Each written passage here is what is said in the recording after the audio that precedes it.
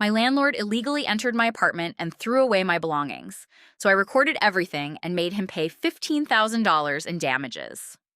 Sometimes the biggest mistake predators make is targeting someone who knows their rights and isn't afraid to use them. My landlord Frank thought he could intimidate me into moving out by illegally entering my apartment and destroying my property. What he didn't realize was that I'd been recording his harassment for months, and that one well-documented illegal entry would cost him more money than he'd made from the entire building in 2 years. I'm Taylor, 26, and I moved into a studio apartment in downtown Portland last year when I started my new job as a paralegal.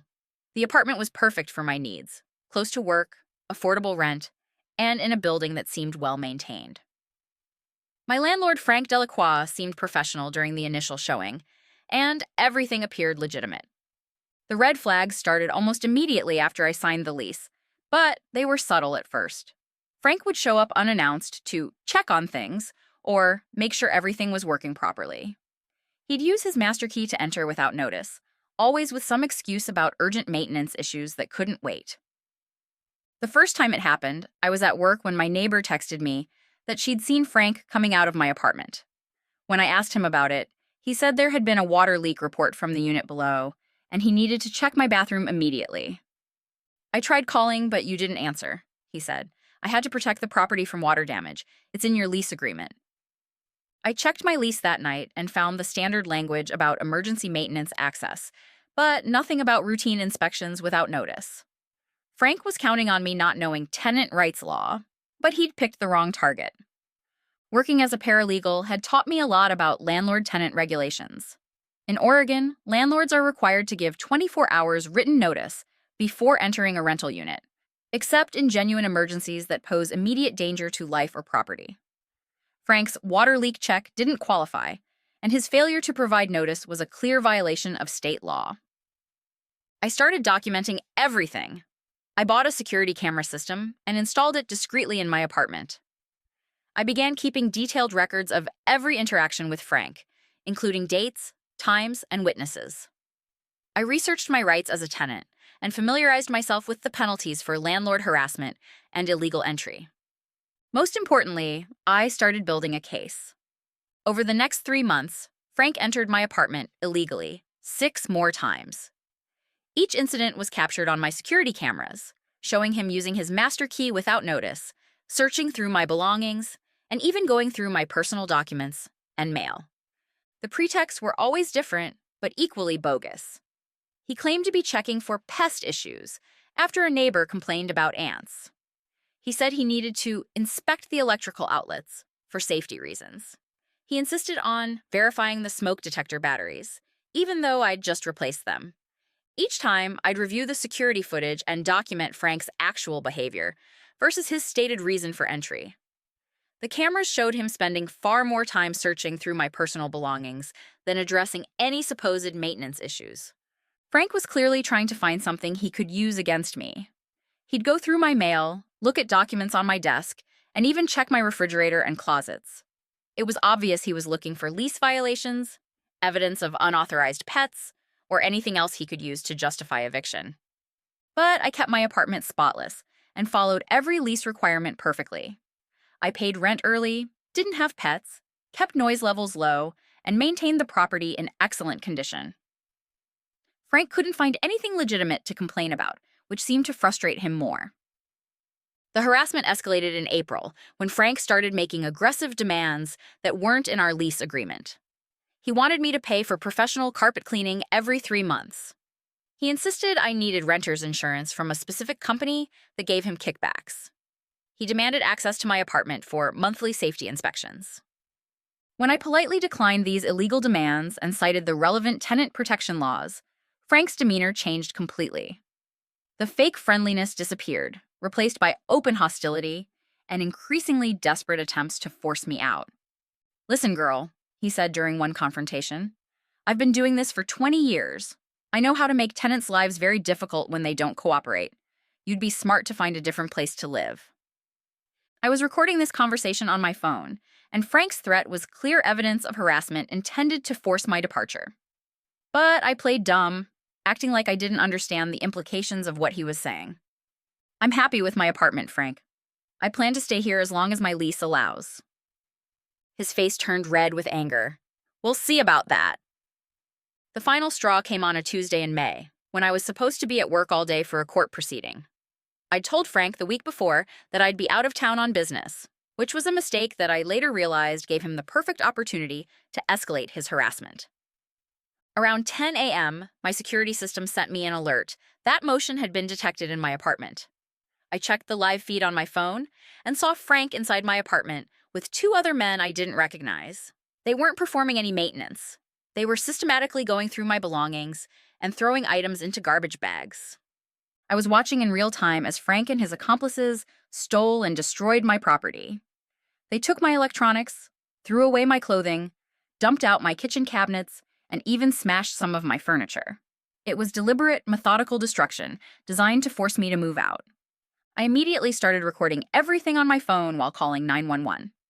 The dispatcher said they'd send officers to my building, but it would take at least 20 minutes for them to arrive. By the time I could leave court and rush home, Frank and his crew were gone. My apartment looked like it had been ransacked by burglars.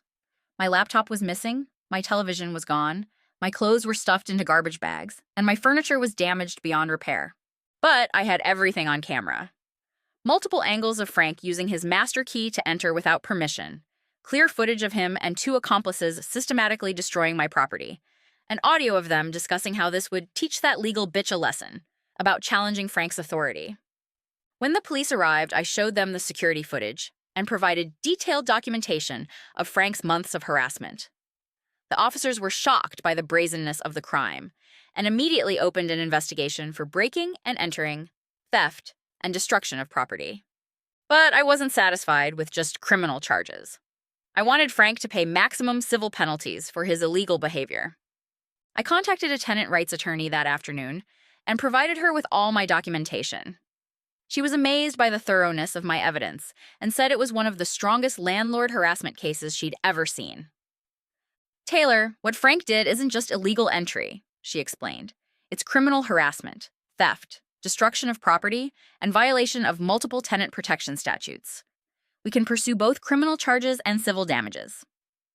She filed an emergency restraining order that night, prohibiting Frank from entering my apartment or contacting me in any way. She also sent a formal demand letter outlining Frank's legal violations and our intent to pursue maximum damages under state law. Oregon has strong tenant protection laws with serious financial penalties for landlord harassment. Illegal entry carries fines of up to $300 per violation. Theft and destruction of tenant property can result in treble damages. Harassment intended to force a tenant to move can lead to punitive damages of thousands of dollars. Frank had violated virtually every tenant protection law in the state, and my documentation proved every single violation with timestamps, video evidence, and witness testimony. But Frank made another crucial mistake when he received our demand letter. Instead of apologizing and offering to make restitution, he doubled down on his illegal behavior. He sent me a threatening text message saying I had 48 hours to move out, or he'd make things much worse. He posted eviction notices on my door that had no legal basis. He even tried to shut off my utilities, which is illegal retaliation under Oregon law. Every action Frank took after receiving our legal notice just added more violations to our case and increased the potential damages he'd face in court. The criminal case moved quickly. Frank was arrested within a week and charged with burglary, theft, and criminal harassment. His two accomplices were identified from the security footage and also arrested. The prosecutor said the video evidence made it an open and shut case. But the civil case was where Frank really learned about consequences. My attorney filed a comprehensive lawsuit seeking damages for theft and destruction of my property, $8,000. Illegal entry violations, $2,100 for 7 documented entries. Harassment and emotional distress, $5,000. Punitive damages for willful violation of tenant rights, $10,000. Attorney fees and court costs, $3,500. Temporary housing costs while my apartment was restored, $1,200.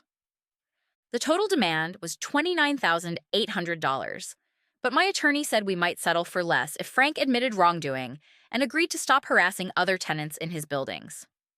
Frank's response was to hire a cheap lawyer who immediately tried to claim that I'd staged the whole thing for money. They argued that I'd destroyed my own property and fabricated the security footage to frame an innocent landlord. This defense strategy was doomed from the start because my evidence was overwhelming and professionally verified. The security system company provided technical authentication of the footage. Multiple neighbors testified about Frank's suspicious behavior. The police investigation had already confirmed the timeline of events. But Frank's lawyer kept doubling down on increasingly ridiculous theories. They claimed I was a professional tenant scammer who targeted landlords for false lawsuits. They suggested I was working with organized crime to frame property owners. They even tried to argue that my security cameras were illegal recording devices. Every desperate argument just made Frank look worse and convinced the judge that he was completely unrepentant about his criminal behavior. The trial lasted 3 days, and Frank's testimony was a disaster. He contradicted himself multiple times, couldn't explain why he'd entered my apartment without notice, and actually admitted on the stand that he'd been trying to convince me to move out. When the judge asked Frank to explain the security footage showing him destroying my property, he claimed it was cleaning up clutter and that tenants shouldn't be allowed to hoard possessions in rental units. "Mr. Delacroix," the judge said incredulously, "you're testifying that you had the right to enter this tenant's apartment without notice and throw away her belongings because you considered them clutter?" "Well, when you put it like that, that's exactly how I'm putting it, because that's what the evidence shows you did." The judge ruled in my favor on every single claim and awarded damages even higher than we'd requested. The final judgment was $34,500, including punitive damages for Frank's egregious and willful violation of well-established tenant protection laws. But the financial judgment was just the beginning of Frank's problems. The criminal case resulted in Frank being convicted of burglary and harassment. He was sentenced to 6 months in jail and 3 years of probation. His 2 accomplices received similar sentences and were ordered to pay restitution for their role in destroying my property. Frank's conviction triggered investigations by multiple government agencies. The City Housing Authority launched a review of all his rental properties and found dozens of code violations. The state licensing board suspended his property management license pending a full investigation. Most importantly, Frank's other tenants learned about his illegal behavior and began coming forward with their own stories of harassment and illegal entries. Within 6 months, Frank was facing 8 additional lawsuits from tenants who'd been victimized by his systematic abuse.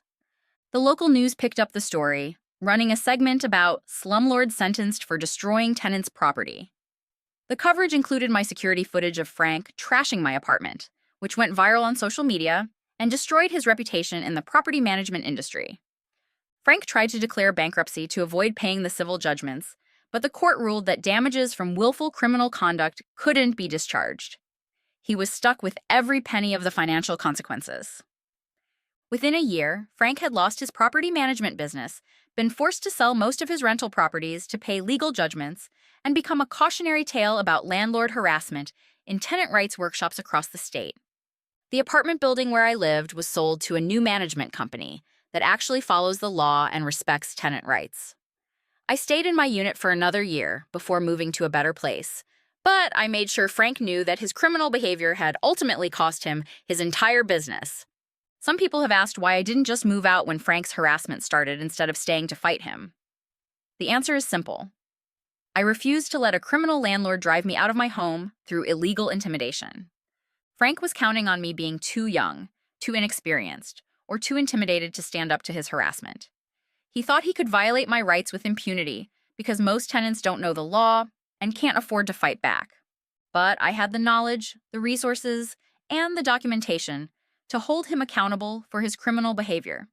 And I had no intention of letting him get away with victimizing me or his other tenants. The experience taught me that criminals like Frank rely on their victims being passive and uninformed.